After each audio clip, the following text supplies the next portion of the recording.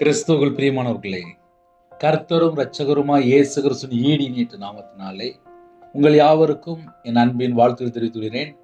தேவன் அருளி அப்பம் பிரேயர் மினிஸ்டர் மூலியமாக உங்களோடு சந்திப்பதில் மிகுந்த மகிழ்ச்சி அடைகிறேன். தினம்தோறும் இரவு நேரத்திலே தூங்கும் முன்பாக பரிசுத்த வேதாந்த ஒரு பகுதியை நாம் தியானித்து நம்முடைய குடும்ப பாதுகாப்பிற்காக நாம் ஜெபித்து வருகிறோம். தூங்கும் முன்பாக இணைந்திருங்கள். வெளிப்படுத்தின விசேஷம் 21 அதிகாரம் 8 வசனத்திலே பயப்படுகிறவர்களும் அவிசுவாசிகளும் அருள்பானவர்களும் கொலைபாதகரும் விபச்சாரக்காரரும் சூனியக்காரரும் விக்கிரகாரதனைக்காரரும் பொய்யர் அனைவரும் 2ஆம் மரணமாகிய அக்கினியும் கந்தகமும் எரிகிற கடலிலே பங்கடைவார்கள் என்றார். ஹல்லேலூயா. கிறிஸ்துவுக்குள் பிரியமானவர்களே, காலம் கடைசியா இருக்கு. இந்த கடைசி காலத்திலே கர்த்தருடைய பிள்ளைகள் இன்னும் தேவனை தேட வேண்டும். பயப்படுகிறவர்களும் சில குடும்பத்திலே கர்த்தரை குறித்து பயம் இருந்தால் அது ரொம்ப கரெக்ட். தீமையை வெறுப்பதே கர்த்தருக்கு பயப்படுகிற பயம். தீமை வெறுப்பதே கர்த்தருக்கு பயப்படுகிற பயம். கர்த்தருக்கு பயந்து வாழ்ந்தால் அந்த குடும்பம் ஆசீர்வதிக்கப்படும், திருப்தியான ஆசீர்வாதங்களை பெற்றுக்கொள்ள முடியும். ஏன்னா தீமையை விட்டு விலகியாச்சுனாலே அவனோட வாழ்க்கையில சத்துரு தொடர மாட்டான். மனுஷனுக்கு பயப்படும் பயம் கண்ணியை வருவிக்கும்.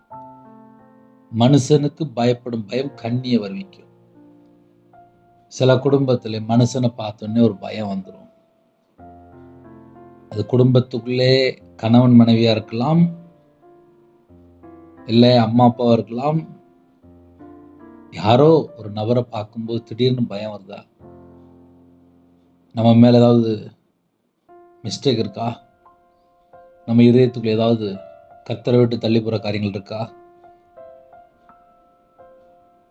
இந்த கடைசி காலம் நிறைய குடும்பத்துல எதை பார்த்தாலும் பயப்படுவாங்க. வானத்தையும் பூமியை உண்டாக்குன கர்த்தர் நமக்கு இருக்கிறார்.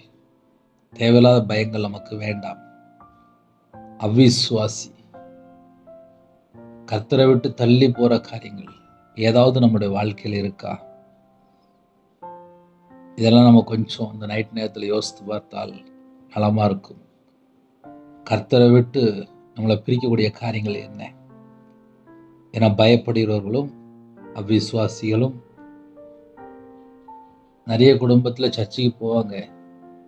ஏதாவது நடக்கலை, ஏதாவது அவங்க நினைச்சபடி நடக்கலை அப்படின்னா அவிசுவாசமான வார்த்தைகளை பேசுகிறாங்க.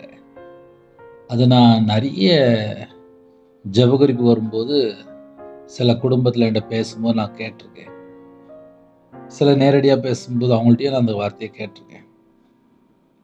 நான் எவ்வளோ ஜெபம் பண்ணினேன், எனக்கு அது நடக்கலை அப்படிம்பாங்க. கர்த்தருடைய பிள்ளைகள் தேவனுடைய சமூகத்திலே நம்ம காத்திருக்கும் போது நம்ம இருதயத்துக்குள்ள என்ன இருக்கு தேவனுக்கு தெரியும். நம்ம எந்த காரியத்தை குறித்து கண்ணீர் வடிக்கிறோம் தேவனுக்கு தெரியும். நம்ம எதை குறித்து பயப்படுறோம் தேவனுக்கு தெரியும். நம்ம இருதயத்துக்குள்ள எப்படிப்பட்ட காரியங்கள் வேதனையான காரியம், நம்மளை துக்கப்படுத்துற காரியம் தேவனுக்கு தெரியும். தேவனுடைய சமூகத்தில் இருக்கும்போது நம்ம இதயத்துல பாரத்தை எல்லாம் அவருடைய சமூகத்தில் இறக்கி வச்சிடணும். நீடிய பொறுமை நமக்கு வேணும். யோபனுடைய வாழ்க்கையிலே கர்த்தர் கொடுத்தார், கர்த்தர் எடுத்தார், கர்த்தருடைய நாமத்துக்கு ஸ்தோத்திரம் அப்படின்னு சொன்னாரே தவிர ஒரு வார்த்தை கூட தேவனை தூசிக்கல. இந்த கடைசி காலத்திலே ஒரு வாலிப பிள்ளையா இருக்கலாம், வாலிப பையனா இருக்கலாம். ஏன்னா நிறைய கம்ப்ளைண்ட். எப்படின்னா ஒரு வாலிப மகள் அவங்க ஒரு காரியத்துக்காக ஜெபம் பண்ணிட்டு இருப்பாங்க. அதுல ஏதாவது கொஞ்சம் லேட் ஆனாலோ இல்லை ஏதாவது ஒரு மாறி நடந்துட்டாலோ நான் நினைச்சபடி எனக்கு நடக்கல அப்படின்னு சொல்லிட்டு சில தூசிக்கிற வார்த்தைகள் வாயில வந்துடுது. யாராவது ஒருத்தங்க வந்து தூசிக்கிறாங்க அப்படின்னா அதுக்கு பின்னாடி பெரிய ஸ்பிரிட் இருக்குன்னு அர்த்தம். கர்த்தருடைய பிள்ளைகள் எந்த ஒரு வார்த்தை கூட பேசக்கூடாது. வீண் வார்த்தை கூட பேசக்கூடாது. நாளைக்கு நடப்பது நமக்கு தெரியாது. இன்னைக்கு இரவு நேரத்திலே நம்ம கர்த்தருடைய பிள்ளையா இருக்கிறோமா, விசுவாசத்தோடு இருக்கிறோமா, விசுவாசம் நமக்குள்ள வளருதா, அதை நம்ம கொஞ்சம் ஆராய்ந்து பார்க்கணும். ஒரு கவர்மெண்ட் எக்ஸாம் வேலைக்காக எழுதியிருப்பாங்க. அந்த வேலை கொஞ்சம் லேட் ஆகும். சர்ச்சில் போய் பொருத்தனை பண்ணி ஜெபம் பண்ணியிருப்பாங்க. கொஞ்சம் லேட் ஆகிட்டு இருக்கும். உடனே எனக்கெல்லாம் கிடைக்குமா அப்படின்னு சொல்லிட்டு சில தேவையில்லா வார்த்தை பேசினாங்க. இப்படி நிறைய பகுதியில் நம்ம சொல்ல முடியும். ஒரு குடும்பத்தில் குழந்தை பாக்கியத்துக்காக ஜெபிக்கிறாங்க. விசுவாசத்தோடு ஜெபிக்கணும். அவிசுவாசம் வந்துடக்கூடாது. ஒரு சொந்த வீடு கட்டணுமா, விசுவாசத்தோடு ஜெபிக்கணும். அப்பா எனக்கு ஒரு சொந்த வீடு வேணும்ப்பா, உண்மையா ஜெபிங்க, தேவன் தருவார். அவிசுவாசமான ஒரு வார்த்தை கூட புறப்படக்கூடாது. நைட் நேரத்தில் யாரெல்லாம் இணைந்துக்கிறீங்களோ, பிள்ளைகளுக்காக ஜெபிக்கிறீங்களா, கணவருக்காக ஜெபிக்கிறீங்களா, விசுவாசத்தோடு ஜெபிங்க. அவிசுவாசமே வேண்டாம். ஏன்னா அவிசுவாசி 2ஆம் மரணமாகிய அக்கினியும் கந்தம் எறிகிற கடல். அது நமக்கு வேண்டாம். ஏன் இந்த வசனம் எடுத்து நம்ம தியானிக்கிறோம் அப்படின்னா, கர்த்தருடைய பிள்ளைகள் சில வசனத்தை அறிந்து கொள்ளணும். டெய்லி வாக்குத்தத்தம் பேசிடலாம், டெய்லி ஆறுதலா பேசிடலாம், டெய்லி ஆசீர்வாதமா பேசிடலாம், டெய்லி கிருபையா பேசிடலாம். நம்ம வாழ்க்கை கர்த்தருக்கு பிரியமானபடி இருக்கான்னு சொல்லி கேட்டா நிறைய குடும்பத்தில் ஆன்சர் வராது. அருவருப்பானவர்களும் விக்கிரகாராதனையே அருவருப்பு தான். தேவனுக்கு முதலிடம் கொடுக்காமல் மற்ற எங்கெல்லாம் போறோமோ தேவன் பார்த்துட்டே இருப்பார். முதலாவது என்னோட ராஜ்யத்தையும் அவருடைய நீதியும் தேடுங்கள், அப்பொழுது இவையெல்லாம் உங்களுக்கு கூட கொடுக்கப்படும். அதனால நமக்கு ஆசீர்வாதம் அப்படின்னா நம்ம கூட இயேசு கிறிஸ்து இருந்தா மட்டும்தான் ஆசீர்வாதம். இயேசு கிறிஸ்து நம்ம வாழ்க்கையில் இருக்கும்போது தான் நம்ம வாழ்க்கை வெளிச்சமா இருக்கும். இந்த உலகத்திலே நம்மளை கர்த்தரை விட்டு பிரிக்கிறதுக்கு நிறைய காரியங்கள் இருக்கு. இப்போ லேட்டஸ்டா சொல்லணும் அப்படின்னா கையில் செல்ஃபோன் தான். எப்படியாவது எப்படியாவது எப்படியாவது அப்படின்ட்டு அது ஒரு பக்கம் போயிட்டே இருக்கும். கிறிஸ்டியன் பாட்டு கேட்கணும் அப்படின்னு சொல்லிட்டு போவாங்க. ஒரு 2 மணி நேரம் டைம் போயிடும். அந்த 2 மணி நேரத்தில் கையில் பைபிள் எடுத்து வாசித்திருக்கலாம், முழங்கால் நின்று ஜெபம் பண்ணியிருக்கலாம். ஏன்னா கடைசி காலத்தில் நிறைய ஜனங்கள் அவங்க என்ன சொல்கிறாங்க அப்படின்னா, என்கிட்ட கையில் பைபிள் இல்லை, நான் வீட்டில் வச்சுட்டு வந்துட்டேன், நான் இப்போ வெளியில் தங்கி படிக்கிறேன், தங்கி வேலை பார்க்குறேன், நான் செல்ஃபோனில் தான் நான் மெசேஜ் கேட்குறேன், நான் செல்ஃபோனில் எல்லாம் பார்க்குறேன் அப்படிங்கிறாங்க. நம்ம இருக்கிற இடத்துல முழங்கால் போட்டு தேவனை தேடணும். நம்ம இருக்கிற இடத்துல கையில் பைபிள் எடுத்து வாசிக்கணும். ஆவிக்குரிய வாழ்க்கையில் வளர முடியும். அருவருப்பானவர்களும் என்று எழுதப்பட்டிருக்கு. கர்த்தரை விட்டு நம்மளை எதெல்லாம் பிரிக்கோ அது எல்லாமே அருவருக்குள்ள போயிடும். ஒரு செல்போன் பல மணி நேரம் கர்த்தரை விட்டு நம்மளை விட்டு பிரிக்குதா? எனக்கும் தேவனுக்கும் உள்ள தொடர்பு எப்படி இருக்கு? அதுதான் முக்கியம். ஏன்னா கடைசி காலத்துல நம்மளை பிரிக்கிறதுக்கு 1000 காரியம் இருக்கு. கர்த்தருடைய பிள்ளைகள் யாரெல்லாம் இணைந்திருக்கிறீங்களோ, நமக்கும் தேவனுக்கும் நடுவில் எப்படி இருக்கு, அந்த தொடர்பு எப்படி இருக்கு, அதை நம்ம அழகா யோசித்து பார்க்கணும். ஹல்லேலூயா. விபச்சாரக்காரர், கொலை பாதகர், சூனியக்காரர், விக்கிரகாராதனைக்காரர், பொய்யர் அனைவரும் 2ஆம் மரணமாகி அக்கினியும் கந்தம் எறிகிற கடலில் பங்கடைவார்கள். கர்த்தரை விட்டு தள்ளி போனால் ஆபத்து இப்படிலாம் இருக்கு. ஒரு குடும்பத்தில் விபச்சாரத்துக்குள்ள போயிட்டாங்களா, மனம் திரும்பிடணும். இந்த இரவணத்தில் செய்தி என்ன அப்படின்னா, கர்த்தரை விட்டு தள்ளி போகிற எந்த ஒரு காரியமும் நமக்கு வேண்டாம். நம்ம கர்த்தர் பக்கம் மனம் திரும்பி பரிசுத்தமாக வாழ்றதுக்கு அர்ப்பணிப்போம். ஏன்னா நிறைய கெட்டு போகிற காரியம் உலகத்துக்குள்ளே இருக்கு. உலகத்தை திரும்பி பார்த்தாலே எங்கேயோ ஒரு கரை வந்துடும், எங்கேயோ ஒரு இடத்துல விழுந்துருவான். நான் விழமாட்டேன் அப்படிம்பா, ஆனால் எங்கேயோ ஒரு இடத்துல விழுந்துருவான்.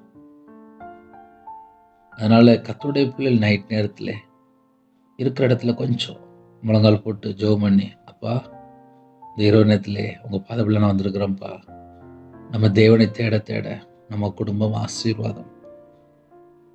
கொலை பாதகரும் அன்பு கூறணும். ஒரு முழு பைபிள் ஃபுல்லாக என்ன பண்ணுன்னா அன்பு கூறணும். ஆனால் அந்த அன்பு கூறுற விஷயத்தில் தான் நிறைய குடும்பத்தில் பிரச்சனையே ஆரம்பிக்கு. அன்பு கூறுறேன்னு சொல்லிட்டு அடுத்த வீட்டில் போய் உட்காந்துக்கிடுறாங்க, ஐக்கியமாக இருந்தாங்க. நீதிமொழியில் அழகாக எழுதப்பட்டிருக்கு, அடிக்கடி உன் அயலான வீட்டுக்கு கால் வைக்காதே. அடிக்கடி காலையில் பேசியிருப்பாங்க, அப்புறம் மத்தியானம் பேசுவாங்க, அப்புறம் ராத்திரி பேசுவாங்க. டெய்லி ஒரு 3 நேரமாக பேசிகிட்டு இருப்பாங்க. பைபிளில் போட்டிருக்கு 3 நேரம் 3 வேளை முழங்கால் படிட்டு தானியேல் தேவனை நோக்கி ஜெபித்து கொண்டு இருந்தார் ஸ்தோத்திரத்தோடு. அப்போ 3 வேளை நம்ம என்ன செய்யணும் அப்படின்னா தேவனை நோக்கி ஜெபிக்கிற பிள்ளைகளாக இருக்கணும்.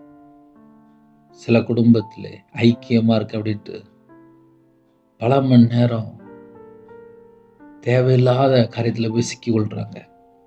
கொலை பாதகர் அன்பு கூறணும், ஆனால் ஐக்கியமாயிடக்கூடாது. இன்னைக்கு நிறைய குடும்பத்தில் அன்பு கூறுற பேரில் ஐக்கியமாகி அப்புறம் விக்கிர வழிபாட்டில் போய் அங்கே போய் சேர்ந்துடுறாங்க. என்ன நடந்துச்சுன்னு சொல்லி பார்க்கும்போது சம்பந்தம் கலந்து அவருடைய காரியங்களை கற்றுக்கொண்டு அவர்களுடைய மார்க்கங்களை கற்றுக்கொண்டு கர்த்தரை விட்டு தள்ளி போகும்போது நிறைய உபத்திரங்கள் வந்தது. என் வாழ்க்கையில் நான்லாம் கஷ்டப்பட்டிருக்கேன்ப்பா. வியாபாரத்தில் இருக்கும்போது விக்கிரத்தில் உள்ள ஒரு மனுஷன்ட்ட போய் பழகி பல லட்சங்கள் அந்த மனுஷன்ட்ட மாந்திரியத்துக்கெல்லாம் பணம் கொடுத்துட்டேன். என் ரூபா 13 லட்ச ரூபா போயிருக்கு. இன்னைக்கு அந்த ரூபாலாம் இருந்துச்சுன்னா கோடி கணக்கில் இருக்கும். இதே உங்களுக்கு சொல்லித்தரேன் அப்படின்னா, கர்த்தரை விட்டு தள்ளி போகும்போது பல மடங்கு ஆபத்துக்குள்ள போய் சிக்கி கொள்வாங்க. நைட்டு ஒரு குடும்பம் தேவனோடு தொடர்பில் இருக்கா, அது மட்டும்தான் நமக்கு வேணும். செல்ஃபோன் காலையில் சார்ஜ் போடுறோம், நைட்டு வீட்டுக்கு வந்தோடனே மறுபடியும் கொஞ்சம் நேரம் சார்ஜ் போடுறோம். கேட்டால் சார்ஜ் குறைஞ்சிட்டு அப்படிம்போம். அதே போல தான் காலையில் வெளியில் புறப்பட்டு போனோம், நைட்டு வீட்டுக்குள்ள வந்துட்டோம்.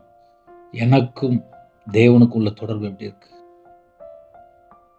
நைட்டு வந்துட்டு செல்ஃபோனில் தான் நான் உட்காந்துருப்பேன் அப்படின்னா தேவனோடு எப்போ தான் தொடர்பு கொள்ள போகிறாங்க? அதை கொஞ்சம் யோசித்து பார்க்கணும். கொலை பாதகரும் விபச்சாரக்காரரும் சூனியக்காரரும் சூனியம் பண்ணிகிட்டே இருப்பாங்க, கலகம் பண்ணிகிட்டே இருப்பாங்க, இதோட வார்த்தை கீழ்ப்படிய மாட்டாங்க. இதெல்லாம் அந்த லிஸ்ட்டில் போயிடும். என்னோட வார்த்தை கீழ்ப்படியணும், முறுமுறுக்க கூடாது, கலகம் பண்ணக்கூடாது. தேவனோட வார்த்தைக்கு அப்படியே கீழ்ப்படிந்து வாழணும். நம்ம வாழ்க்கையில் எங்கேயாவது கர்த்தரை விட்டு தள்ளி போயிருக்கிறோமா? நைட் நேரத்தில் யோசித்து பார்ப்போம். விக்கிரக ஆராதனைக்காரரும் பொருளாசைன்னு விக்கிரக ஆராதனை இருக்கு. சில குடும்பத்தில் விக்கிரக ஆராதனை அப்படின்னா விக்கிரகத்தை மட்டும் யோசிச்சுட்டு இருப்பாங்க. பொருள் ஆசை என்னும் விக்கிரக ஆராதனை. சில குடும்பத்தில் பொருள் மட்டும்தான் பிடிக்கும். நமக்கு எது தெரியுமா பிடிக்கணும்? கர்த்தர் மட்டும்தான் பிடிக்கணும். நம்ம இருதயத்துக்குள்ளே கர்த்தர் இருந்தால் சமாதானம். பொருள் ஆசை என்னும் விக்கிரக ஆராதனை இருதயத்துக்குள்ள இருந்துச்சுன்னா அங்கே சமாதானம்லாம் இருக்காது. சில குடும்பத்தில் நகை நகை நகன்ட்டு போயிட்டே இருப்பாங்க. சில குடும்பத்தில் பணம் பணம் பணம், சில குடும்பத்தில் ஐஸ்வர்யம், சில குடும்பத்தில் செல்வம், சில குடும்பத்தில் சொத்து, சில குடும்பத்தில் வீடு, சில குடும்பத்தில் வேலை, அது மட்டும்தான் போயிட்டே இருப்பாங்க. சில குடும்பத்தில் பிஸ்னஸ், அவங்க எதையாவது ஒன்று டார்கெட் பண்ணி போயிட்டே இருப்பாங்க. நம்ம இருதயத்துக்குள்ளே இயேசு கிறிஸ்து இருப்பாரானால் நமக்கு சமாதானம். பொருளாசைன்னு விக்கிரக ஆராதனை, அதையும் கொஞ்சம் யோசித்து பார்ப்போம். பொய்யர் அனைவரும் 2ஆம் மரணமாகி அக்கினியும் கந்தமும் எரிகிற கடலிலே பங்கடைவார்கள். பொய்யர் அனைவரும், நம்ம பழகிற ஒரு நபர் பொய்யான நபராக இருக்கக்கூடாது. நம்ம பார்க்குற காரியங்கள் பொய்யான காரியம் வந்தால் விலகி போயிடணும். நம்ம இருதயத்துக்குள்ளே பொய்யான காரியம் இருக்கக்கூடாது. பொய்யர் அனைவரும் என்று எழுதப்பட்டிருக்கு. 24 மணி நேரம் வாழ்க்கையில் நம்ம உண்மையாக இருக்கிறோமா? பேச்சில் உண்மை இருக்கா? குடும்பத்தில் உண்மை இருக்கா? வாழ்க்கையில் உண்மை இருக்கா? இதெல்லாம் நம்ம தான் டெய்லி யோசித்து பார்க்கணும். இன்னைக்கு உள்ள செய்தி என்னென்னா யோசித்து பார்க்கணும். செத்தா பரலது போய் சேரணும், நித்திய ஜனங்களுக்கு போய் சேரணும், அவ்வளோதான்.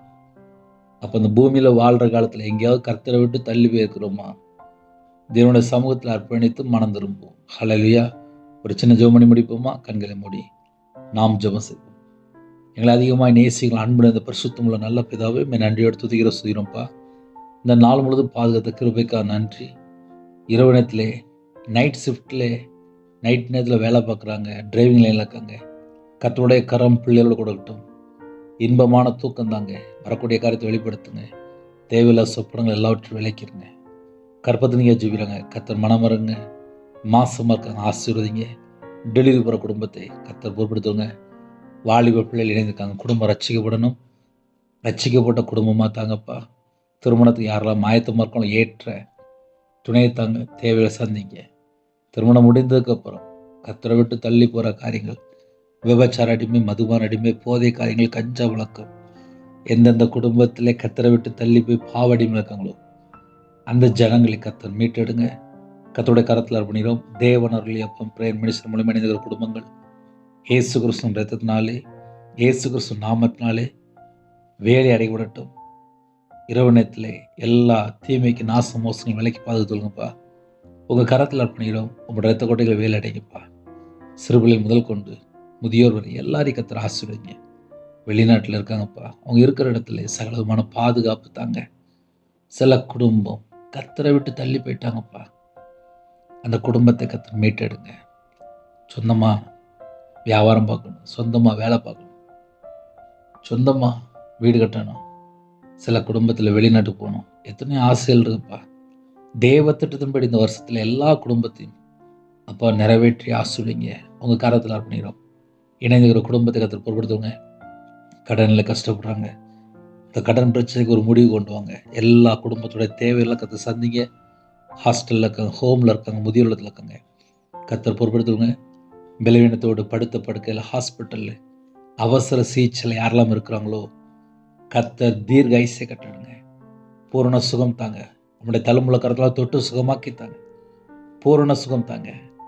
உங்கள் நாமே விடட்டும். இயேசு கிறிஸ்துவின் பிதாவே, ஆமென். தேவனுக்கு எம்மை உண்டதாக. கர்த்தர் தாமே உங்களையும் உங்கள் குடும்பத்தையும் சகல காத்தும் சம்பூர்ண அதிருப்தியாக கர்த்தர் கொடுங்க ஆசீர்வதிப்பாராக. ஆமென். கர்த்தராகிய இயேசுவின் கிருபையும் பிதாவாகிய அன்பும் பரிசுத்தனுடைய ஐக்கியமும் இப்பொழுதும் எப்பொழுது சதா காலங்களிலும் நம்மளோடு கொடுப்பதாக. ஆமென். God bless you.